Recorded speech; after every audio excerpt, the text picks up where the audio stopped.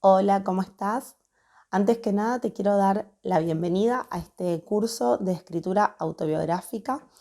A lo largo de estas clases vamos a abordar diferentes conceptos y herramientas que nos permitan pensar y desarrollar la escritura autobiográfica, pero antes de meternos rápidamente en esas herramientas específicas del autobiográfico, me gustaría que charlemos un poco acerca del proceso de escritura para que puedas empezar a pensar técnicamente cómo ordenar tu espacio de trabajo, cómo ordenar tus tiempos de agenda para poder llevar adelante no solo la propuesta de este curso, sino sobre todo el desarrollo de tu escritura a lo largo de tu vida. Y para eso vamos a hablar del proceso de escritura. Y para hablar del proceso de escritura, lo primero que a mí siempre me interesa es desterrar algunos mitos. El mito del genio creador, esa imagen que a veces tenemos, a veces muy afincada por alguna transmisión escolar o de algún modo se generan, ¿no?, esas imágenes que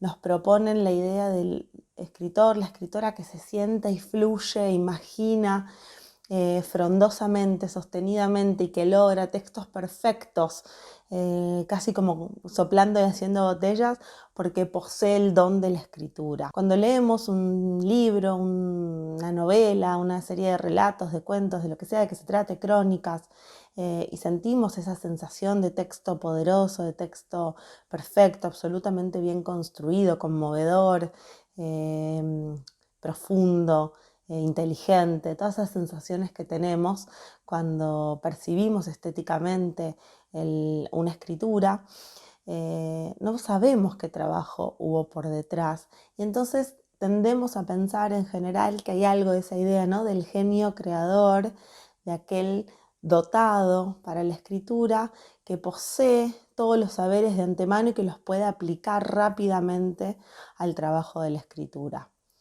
Vamos a tratar de abandonar todas esas ideas que no son ciertas, que no es así como se escribe, que no es así como se da la experiencia, incluso de escritoras y escritores que tienen un largo camino y un largo trayecto como escritores, como escritoras. Y vamos a pensar que no vamos a buscar depender o corroborar si contamos con ese genio creador que nos asiste en nuestra escritura, sino que vamos a pensar que la escritura es una práctica que requiere proceso, que esa búsqueda se desarrolla en el tiempo, se desarrolla en el tiempo-espacio y que el fruto de la escritura requiere mucho tiempo de maduración para lograr que ese texto se consume en su forma mejor, en su forma óptima, y que eso requiere trabajo. La escritura, lograr un texto poderoso, contundente, requiere de mucho trabajo. Y ese trabajo implica un montón de operaciones y la puesta en juego de un montón de herramientas que cuando las empezamos a poseer, cuando empezamos a tener dominio de esas herramientas y podemos empezar a discernir dentro de nuestra escritura más intuitiva por qué funciona lo que funciona, por qué no funciona lo que no funciona, y tener herramientas para corregirlo, para retrabajarlo, para moldearlo y potenciarlo o hacerlo mejor. Ahí empezamos a acercarnos a esa idea del potencial de una escritura. Para poder escribir no necesitamos contar con el don, pero sí necesitamos contar con esa disponibilidad al proceso de trabajo. Y para tener disponibilidad hacia el proceso de trabajo tenemos que empezar a pensar cuál es ese proceso de trabajo, de qué etapas está hecho un proceso de trabajo para poder seguir ese camino y que ese camino nos conduzca finalmente hacia ese resultado. Cada vez que yo me encuentro con un grupo nuevo de escritura en mis talleres, siempre digo la misma frase: a escribir aprende el cuerpo.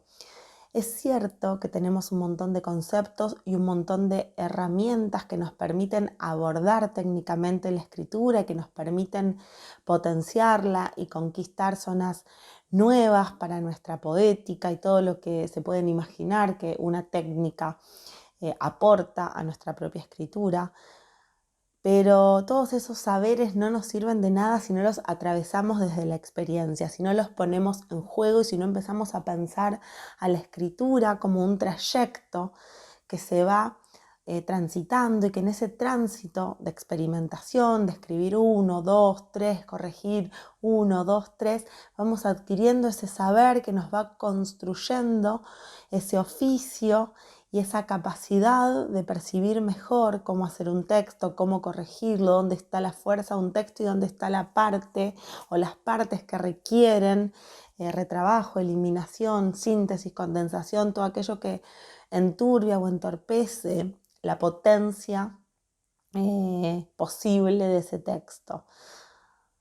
Vamos a hablar del proceso de escritura y pensar que ese proceso de escritura, que lo transitamos con herramientas, requiere transitarlo, experimentarlo, ponerlo en juego, animarse, atreverse a probar cómo se dan en mí las herramientas, a animarse a probar, a desafiarse con ciertas consignas que sentimos que quizás no sabemos o no entendemos bien cómo abordarlas, pero al empezar a escribir, empezamos a descubrir ese saber encerrado en nuestra escritura, que todavía no lo podemos nombrar como saber, que la escritura va resolviendo y nos va proponiendo un camino a medida que vamos transitando la práctica. Hay que sentarse y escribir, y para eso vamos a hablar del proceso de escritura. Cuando pensamos en el proceso de escritura, pensamos en algo que se desarrolla en etapas, en momentos a lo largo del tiempo.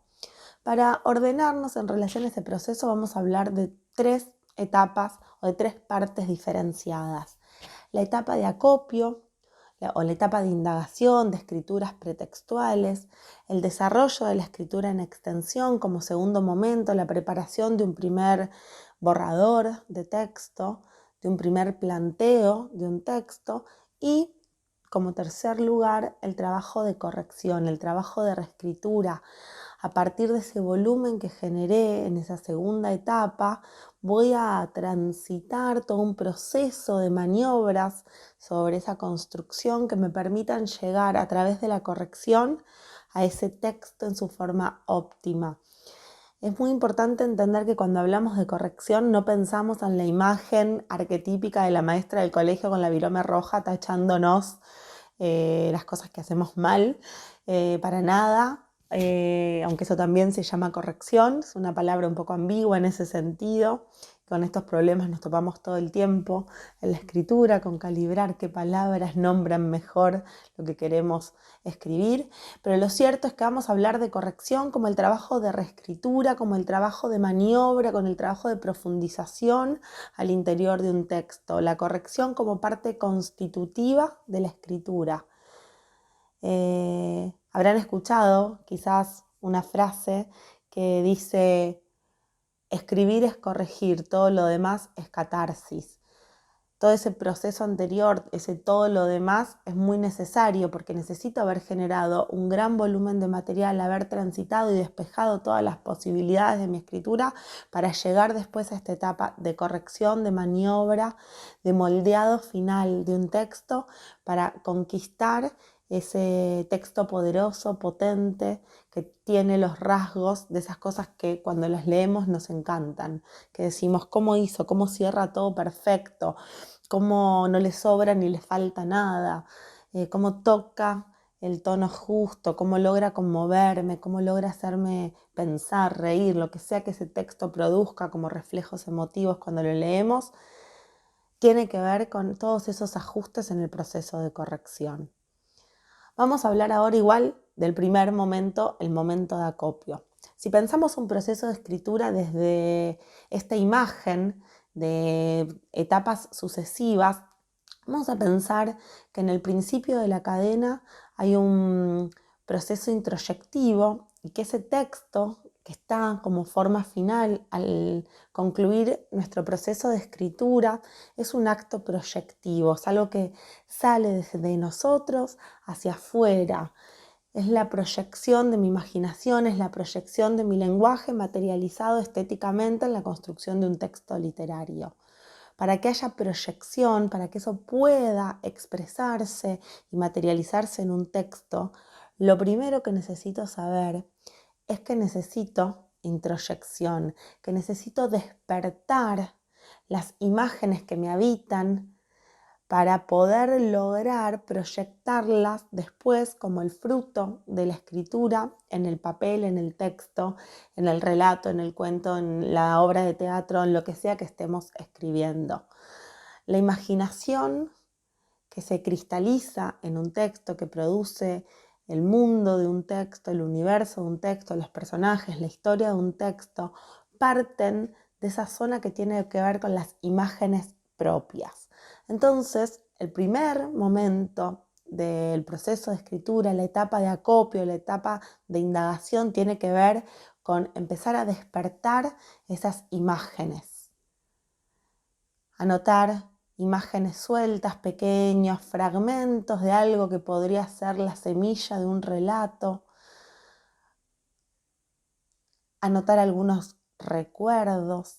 Es muy importante entender que la imagen, para poder iniciar un proceso de acopio, no es una imagen, no es una idea abstracta, no es un cuento sobre el amor. Eso sería una idea abstracta o incluso un tema, ¿no?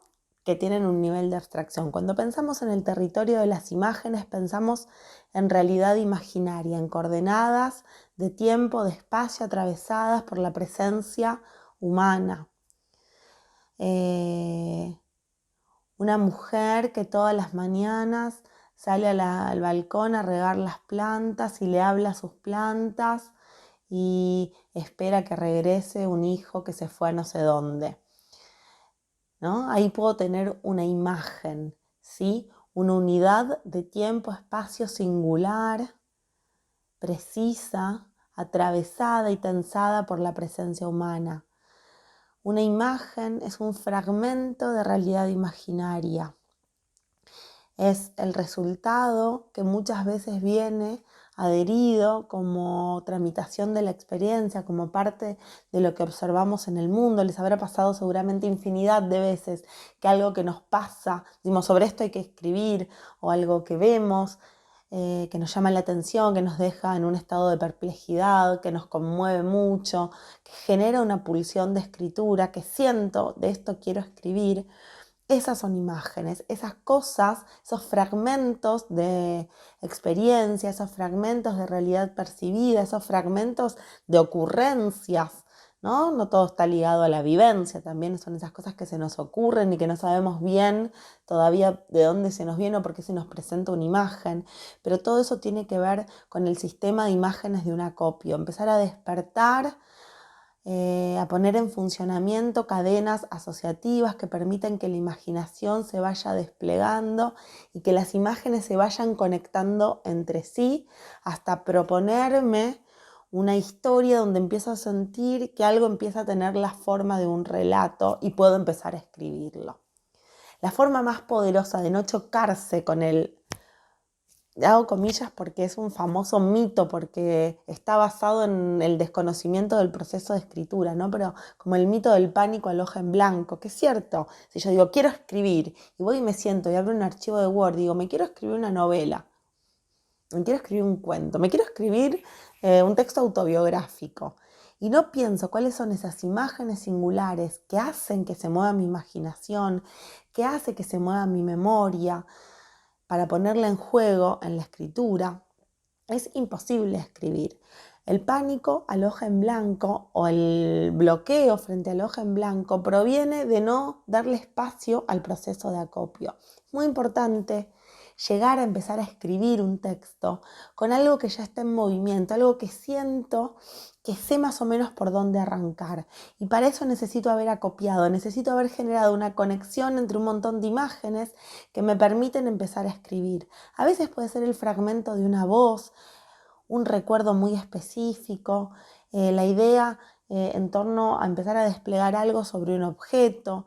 Los motores de esas imágenes pueden ser múltiples, muchos que yo todavía no conozco y no se me ocurren, pero que también son posibilidades.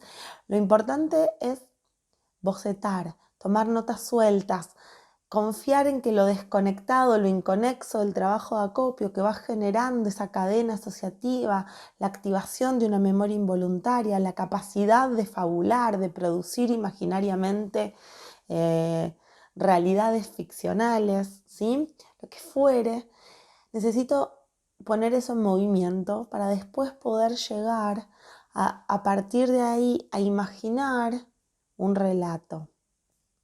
Un relato que puede tener mayor o menor extensión, de relatos de más aliento, de más largo aliento, de más corto aliento, relatos cortos, cuentos, novelas, indistintamente de la duración.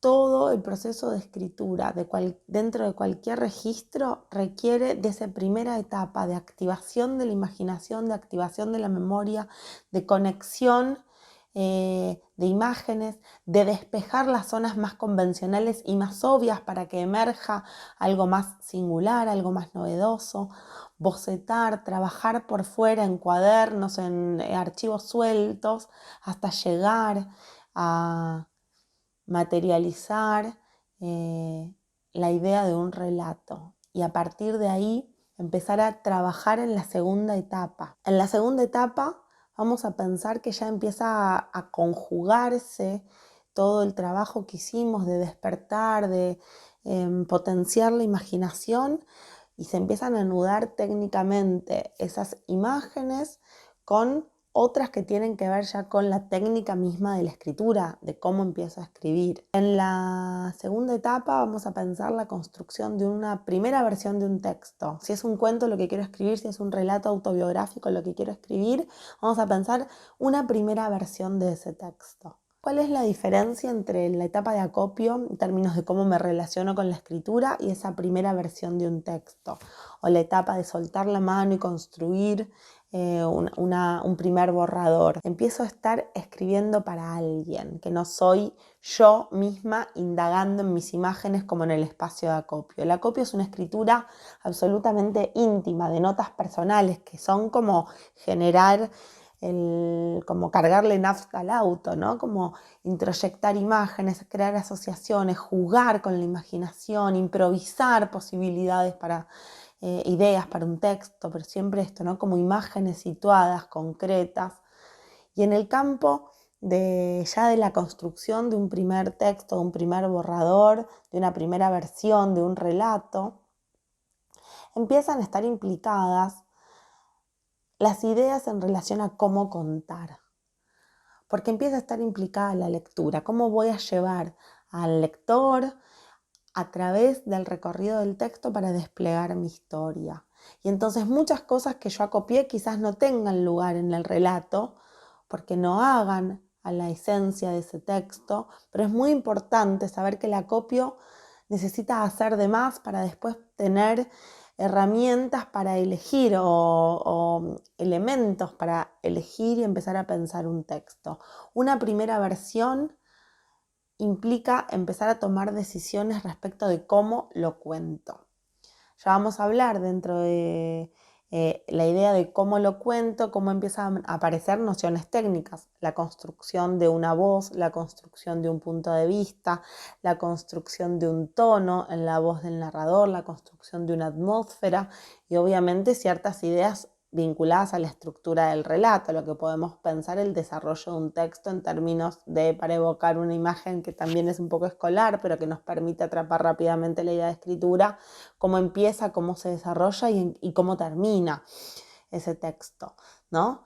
Que eso de algún modo tiene que ver con cuál es el recorrido que estoy proponiendo la lectura para llevar adelante ese relato y cómo se van a ir administrando todos estos elementos, cómo se van a ir dosificando y poniendo en juego para generar y atrapar la mirada de quien lee a lo largo del recorrido de todo un texto. En la etapa de corrección, la etapa 3, seguimos profundizando en todas estas herramientas. Seguimos haciendo todos los ajustes en todos estos niveles que tienen que ver con la técnica de la escritura, la construcción de la voz, la estructura del relato, la potencia de las imágenes, la sensorialidad del texto. Ya vamos a hablar de todos estos elementos desde una óptica que tiene que ver con condensar, con ajustar, con editar y mover, con sacar, con suprimir lo que al texto le sobra y lo vuelve quizás más moroso o poco dinámico. Cada corrección, o lo que no se entiende, lo que creo que se entiende, pero porque yo lo leo y lo escribí yo y entonces yo lo entiendo, pero rápidamente me doy cuenta que si lo lee otra persona no termina de transmitir lo que yo quiero contar o se vuelve un poco críptico. Problemas para enfrentarse al proceso de corrección. No hay infinitos, pero hay una serie de zonas con las que naturalmente nos vamos a confrontar en ese momento, porque hay que escribir en volumen, porque hay que desarrollar ese primer borrador y después entrarle con total decisión y mirada quirúrgica y aguda a la etapa de corrección, obsesionarse con lograr esa forma óptima, confiar en que corrigiendo un texto empieza a aparecer en toda su potencia. Dice mi maestro Mauricio Cartún, quien más confía en la corrección es quien más arriesga escribiendo. Dominar la técnica de la corrección, someter a un texto a todo ese proceso de revisión, de tomar distancia, de seguir pensándolo, es lo que me permite saber que va a llegar ese momento en donde me voy a volver implacable con mi propia escritura. Es eso que me permite soltar y arriesgar tranquilamente, porque sé que después todo lo que se desborde, lo que se desenfoque de los ejes de ese texto, ejes narrativos, líneas de relato, lo que fuere, cosas tonales, imágenes que no pegan, lo que fuere, las puedo arriesgar, las puedo probar y que después la corrección me va a ayudar a definir bien los contornos de ese texto y no hay que sufrir al sacar y al perder material. La escritura requiere disposición hacia ese ocio, hacia ese estado de contemplación del propio paisaje interior, de indagar, de mirarme para adentro, de evocar las imágenes que me habitan, de reconocer que lo más singular de mi escritura va a estar hecho porque yo pueda convocar al momento de escribir a lo más singular de mis imágenes. Y eso requiere disposición, tiempo, olvidarse de los mecanismos de censura, tratar de callar ciertas ideas que aparecen como mandatos a veces cuando escribimos, que lo que escriba tiene que ser importante. Uno de los grandes problemas en general que generan como mucha traba es a veces una idea muy equivocada de que se empieza a escribir pensando en el mensaje, en la idea que queremos transmitir, y esa idea en general está como muy ligada a cierta concepción del valor social de la literatura, de que algo tiene que ser importante, que tiene que marcar. Y si bien es cierto que eso muchas veces sucede con los libros y seguramente cada uno de nosotros seremos testigos, ¿no? O exponentes de esa idea, libros que nos marcaron para siempre y que realmente dejaron una huella transformadora en nuestra existencia, ¿no? Somos quienes primeros podríamos decir del valor de la literatura, quienes leemos, porque nos marca, porque nos transforma y nos modifica. Pero lo que es importante es pensar que eso es un efecto incontrolable, que eso es algo que no podemos gobernar, pero hacia donde podemos apuntar para intentar tocar, llegar a producir algo en alguien, es confiar en las imágenes personales, confiar en que va a haber, si yo soy fiel al trazo más singular de mi escritura, a mis imágenes más auténticas, a mi sensibilidad, a mi perplejidad frente al mundo, a mi percepción del mundo, si yo logro tocar esa singularidad, alguien también va a poder conectarse con esa singularidad.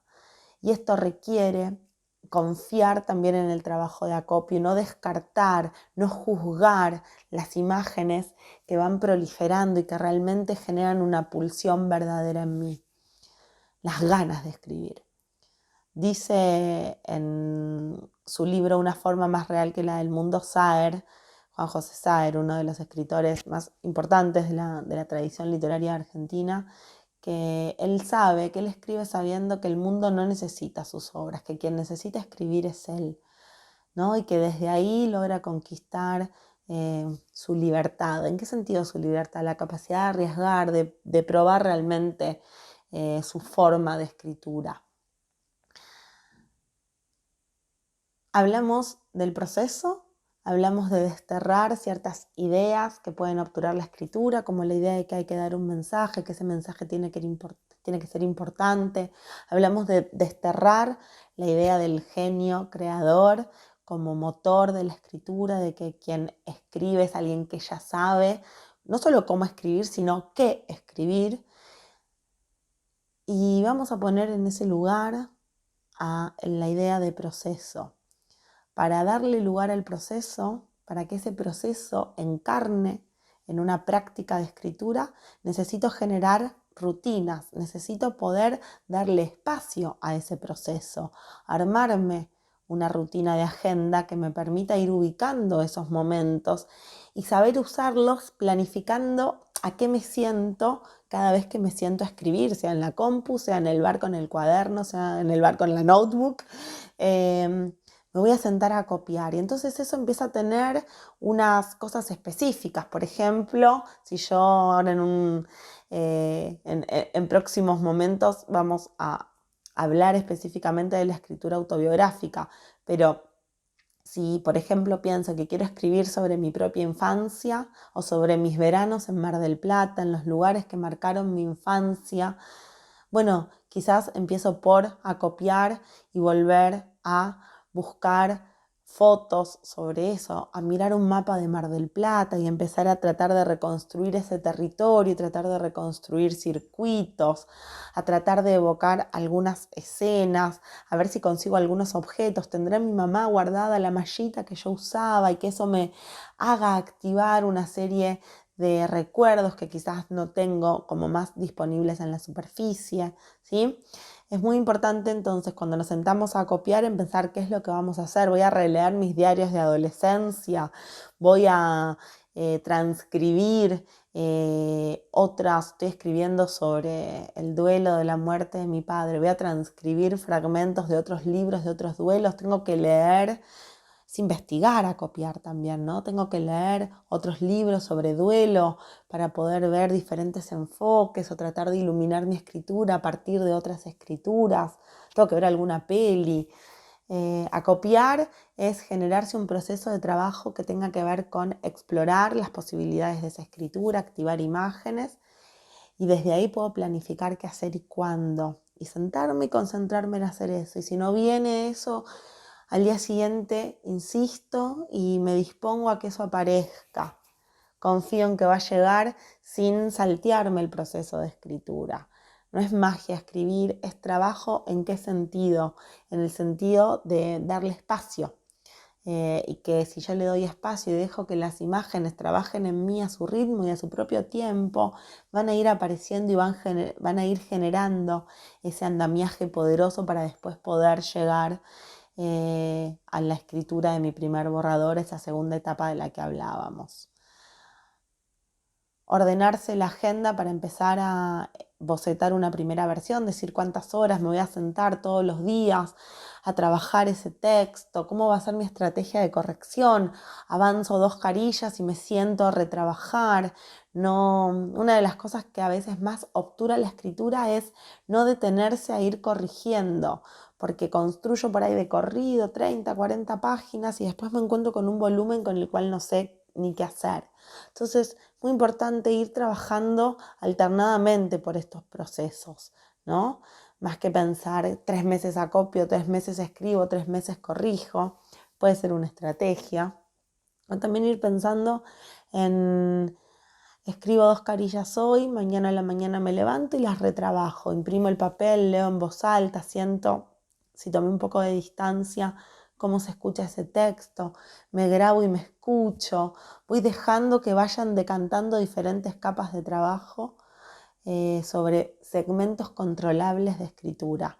Si yo no pensé, no trabajé y todo se diseminó como me fue saliendo en 40 páginas, lo más probable es que yo después me encuentre sin saber qué hacer con esas 40 páginas por el nivel de volumen que eso adquiere y la idea de inmaniobrabilidad. No sé qué hacer con tanto.